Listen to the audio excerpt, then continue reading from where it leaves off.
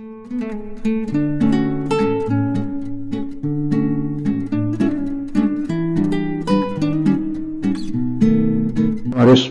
brothers and sisters, this is Advocate P. Demrari talking to you from Ahmedabad city, Gujarat state, India that is far. Today I have selected a very good religious topic from Bhagavad Gita, and the topic is Shraddhana Prakar.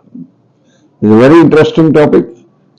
I have analyzed this topic and it is divided in certain parts. which I read out first. શ્રદ્ધાના ત્રણ પ્રકાર.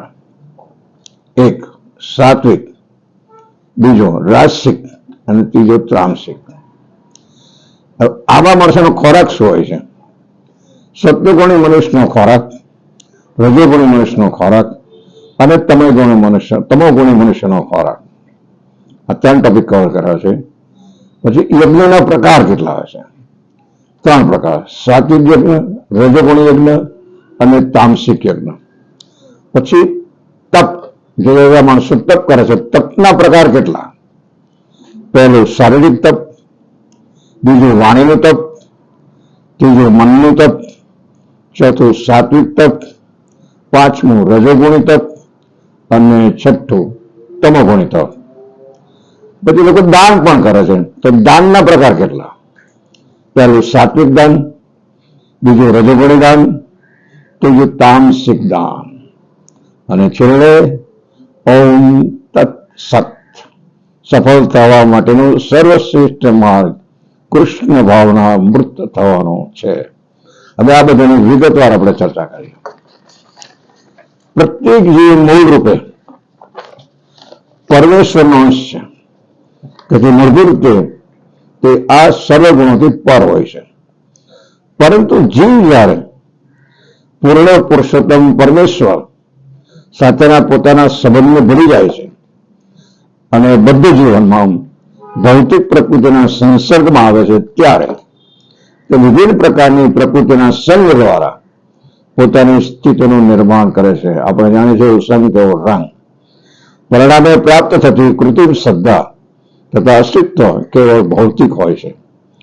શ્રદ્ધા બીજો વિશ્વાસ. વિશ્વાસ મૂળ રૂપે સત્વ ગુણમાંથી ઉત્પન્ન થાય છે. મનુષ્યની શ્રદ્ધા કોઈ દેવમાં, કોઈ ઉપજાયેલા ઈશ્વરમાં કે કોઈ મનોજન્ય વિચારમાં હોઈ શકે છે. જો મનુષ્યનું હૃદય સત્વગુણ હશે તો તેની શ્રદ્ધા પણ સાત્વિક હશે.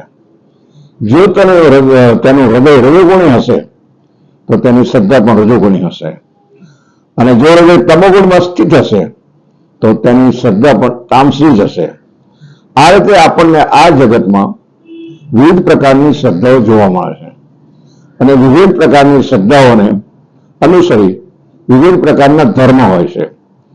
એ રીતે વિભિન્ન પ્રકારના શ્રદ્ધા અનુસાર પૂજાના પણ વિભિન્ન પ્રકારો હોય છે. અલગ અલગ પૂજા કરતા હોય છે. સત્વગુણી મનુષ્યો દેવોને પૂજે છે, રજોગુણી મનુષ્યો અસુરોને પૂજે છે અને તમોગુણી લોકો ભૂત પ્રેતને પૂજે છે. શાસ્ત્ર આજ્ઞા પ્રમાણે એકમાત્ર પૂર્ણ પુરુષોત્તમ ઈશ્વર જ પૂજવા યોગ્ય છે. સત્વગુણી લોકો સાધારણ રીતે દેવોની પૂજા કરે છે. બ્રહ્માજી, શિવજી, સૂર્ય વગેરે. આપણે તો 33 કરોડ દેવતાનો વાત કરી છે. વગેરે દેવોમાં સમાવેશ થાય છે. દેવો અનેક છે. સત્વગુણી મનુષ્યો કોઈ વિશેષ વિધિપૂર્વક કોઈ વિશેષ જીવને પૂજે છે. હું કે તમે બધા જેમ આપણે શ્રદ્ધા દેવીને આપણે પૂજીએ છીએ, એવી જ રીતે રજોગુણી મનુષ્યો અસુરોને પૂજે છે.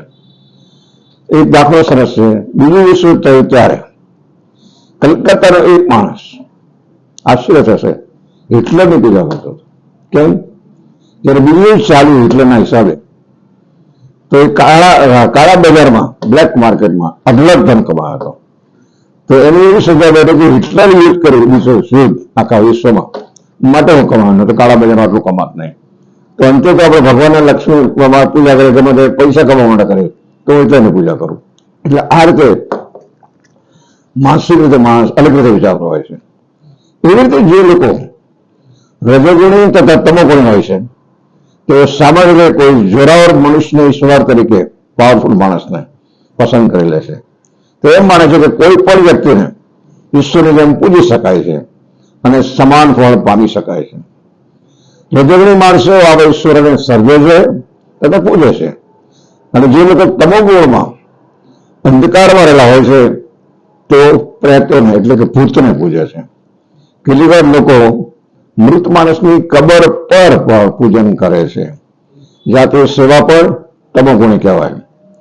આ પૂજાના વિભિન્ન પ્રકારો વાસ્તવિક ઈશ્વરની પૂજા નથી. ઈશ્વર પૂજા એ લોકો માને છે કે જેઓ શુદ્ધ સત્યમાં દિવ્ય રીતે સ્થિત થયેલા હોય છે. શ્રીમદ ભાગવતમાં કહ્યું છે, સત્વમ વિશુદ્ધમ વસુદેવ શબ્દિતમ. જ્યારે મનુષ્ય વિશુદ્ધ સત્વગુણમાં સ્થિત થાય છે ત્યારે તે વાસુદેવની પૂજા કરે છે. વાસુદેવ ભગવાન ઈશ્વર. પ્રત્યેક મનુષ્ય જે આહાર પસંદ કરે છે તે સુદ્ધા ભૌતિક પ્રકૃતિના 3 ગુણો અનુસાર 3 પ્રકારનો હોય છે. આહારની પસંદગી પણ ખોરાકની પસંદગી પણ એ રીતે જ હોય છે. એ જ બાબત યજ્ઞ, તપ તથા દાન માટે પણ સાચી છે. હવે તેમની વચ્ચે રહેલા તફાવત વિશે આપણે જાણીએ.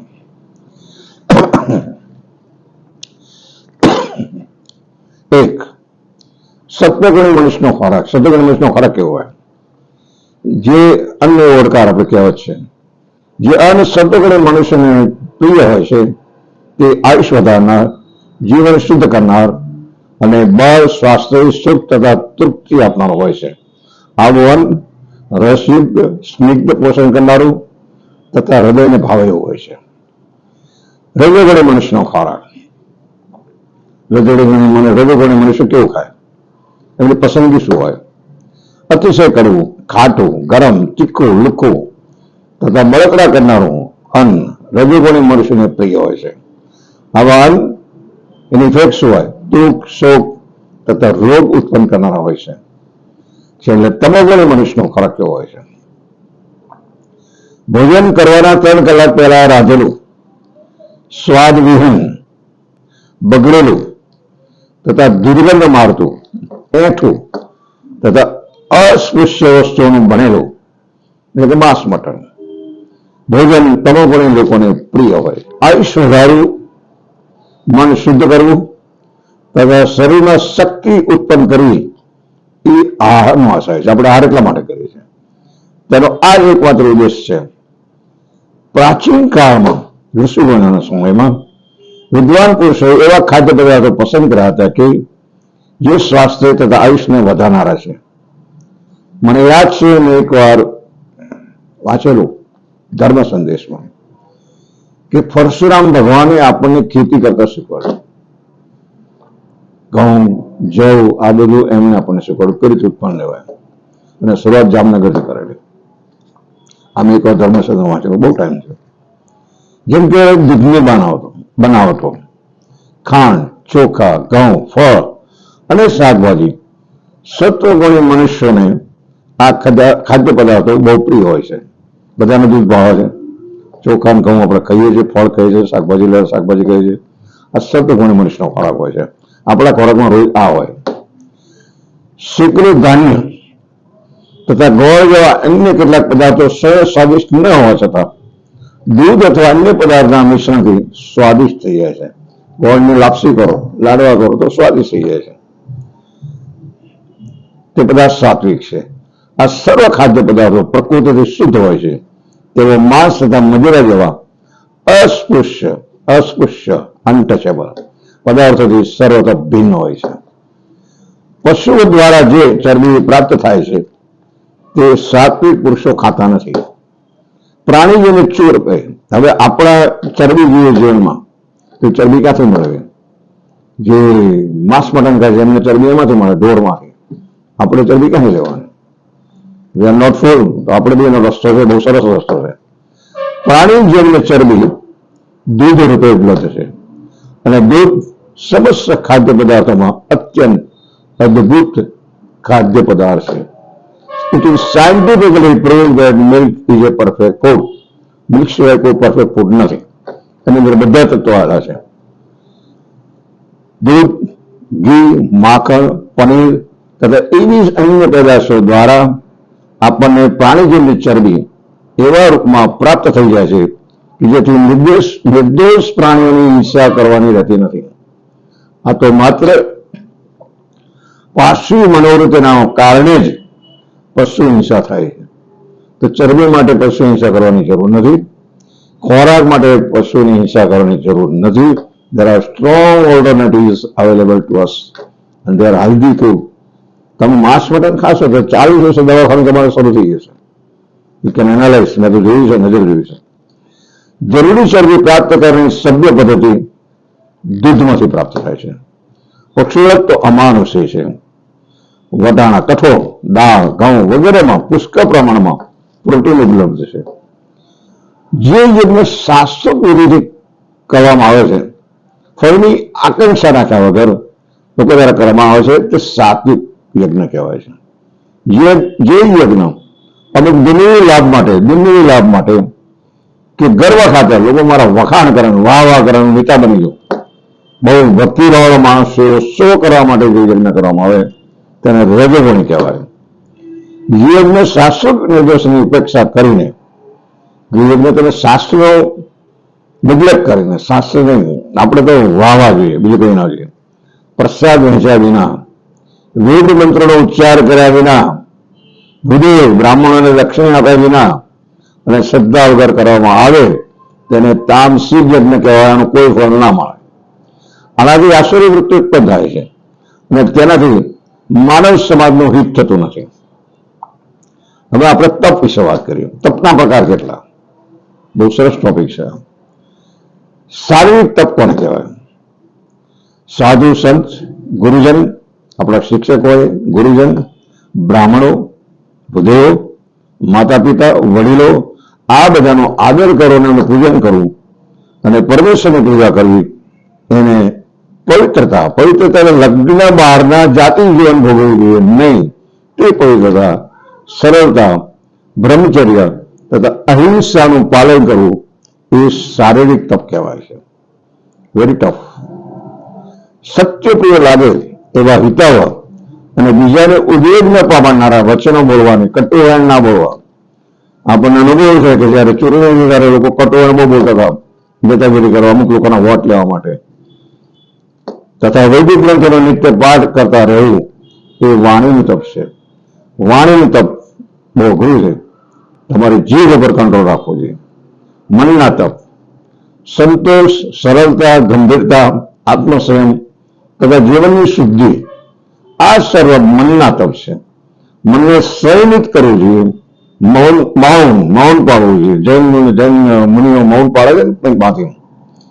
મૌનનો અર્થ એવો છે કે મનુષ્ય નિરંતર આત્મ સાક્ષાત્કાર વિશે જ વિચારે છે, બીજું કોઈ વિચારતો નથી, એટલે મૌન રહે છે.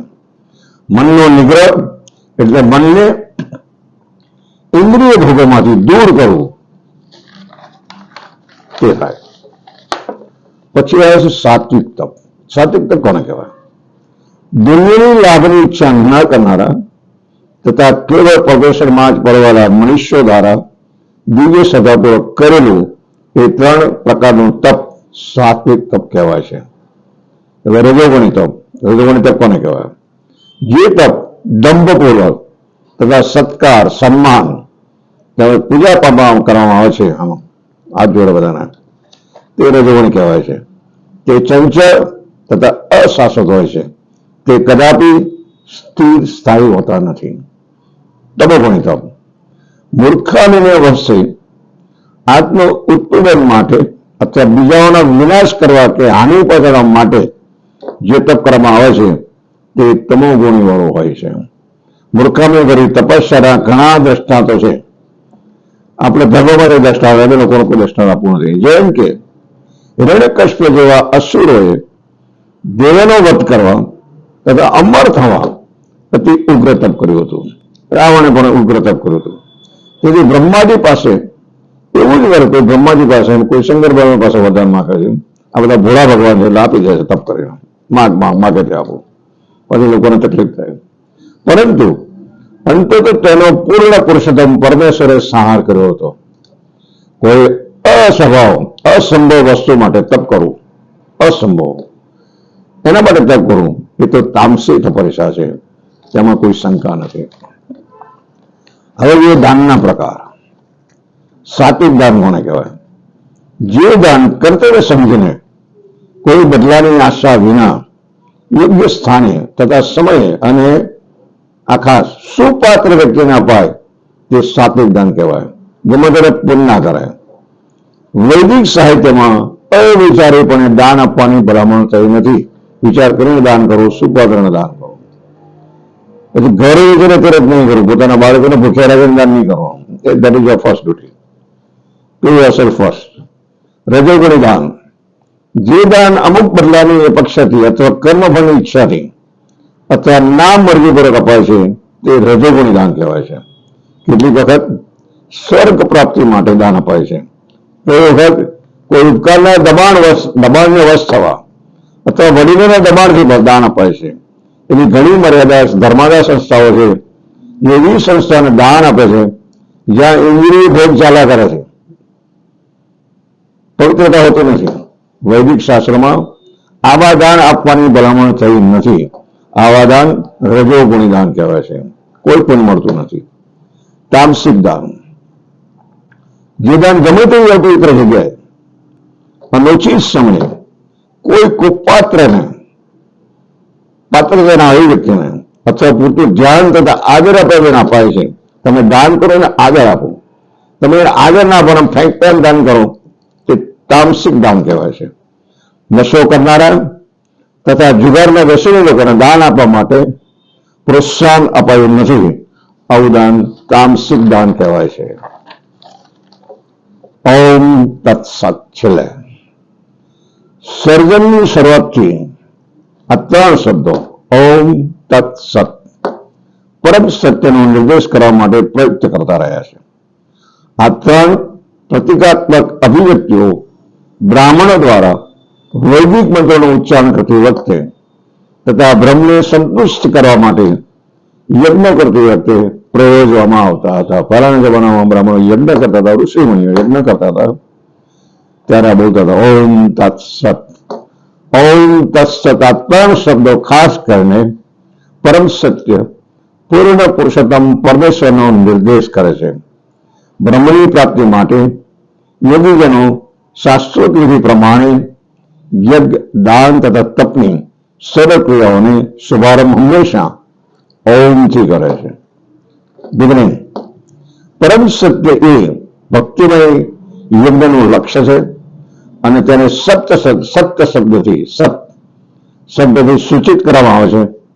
આવા યજ્ઞનું કરતા પણ સત કહેવાય છે અને એ જ પ્રમાણે યજ્ઞ, તપ તથા દાનના બધા કર્મો પણ સત કહેવાય છે, જે પૂર્ણ પુરુષોત્તમ પરમેશ્વરને પ્રસન્ન કરવા માટે કરવામાં આવે છે. પરમેશ્વરમાં શ્રદ્ધા વગર યજ્ઞ, દાન કે તપ રૂપે જે કંઈ કરવામાં આવે છે તે ક્ષણભંગુર હોય છે. તમારી શ્રદ્ધા હોવી, વિશ્વાસ, તે અસત કહેવાય છે. શ્રદ્ધા વિના કરવામાં તેને અસત કહેવાય છે. આ અસત આ તેમજ આગળનો જન્મ બંનેમાં વ્યર્થ જાય છે. It is wastage. સર્વ વૈદિક આદેશોનું પાલન કરવાનું, સર્વ વૈદિક આદેશોનું પાલન કરવાનું અંતિમ ધ્યેય, લાસ્ટ ઓબ્જેક્ટિવ શું? કૃષ્ણને જાણવા એ જ છે. Know the god, know the lord Krishna. આ સિદ્ધાંતોને અનુસર્યા વિના કોઈ પણ મનુષ્ય સફળ થઈ શકે નહીં. સફળ થવાની આ ચાવી. કોઈ પણ કાર્ય કરવામાં તમારી શ્રદ્ધા હોવી જોઈએ.